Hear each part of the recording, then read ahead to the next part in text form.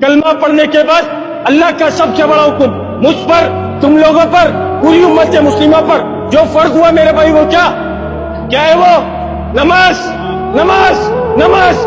آج مؤذن بلاتا ہے، اللہ کا حکم آتا ہے، حی علی الصلاۃ حی علی الفلاح، آجا نماز کی طرف، آجا کامیابی کی طرف۔ ہماری دوڑیں کہاں پر لگ رہی ہے؟ مال بنانے میں، دنیا بنانے میں، نوٹ چھاپنے کے اندر ہماری دوڑیں لگ رہی ہے، اور اللہ کا حکم آ رہا ہے آجا نماز کی طرف، آجا کامیابی کی طرف۔ میرے بھائی، ہم سب کی جو 100% کامیابی ہے وہ نماز کے اندر ہے۔ حدیث پاک کا مفہوم ہے کہ جو شخص 5 نمازوں کو ان کے وقت کے اوپر ادا کرے گا، خدا کی قسم اللہ اس کو 5 انعام دے گا۔ کیا انعام؟ سب سے پہلا، جس کے لیے میں تم پوری دنیا کے انسان پریشان، کیا؟ رزق کی تنگی دور ہو جائے گی، قبر کا عذاب ہٹا دیا جائے گا، نامہ عمل سیدھے ہاتھ میں دیا جائے گا، پل صراط سے بجلی کی طرح گزارا جائے گا، بغیر حساب کتاب کے جنت میں داخل کر دیا جائے گا۔ اللہ ہمیں یہ انعام دے گا 5 نمازوں کو ادا کرنے کے اوپر۔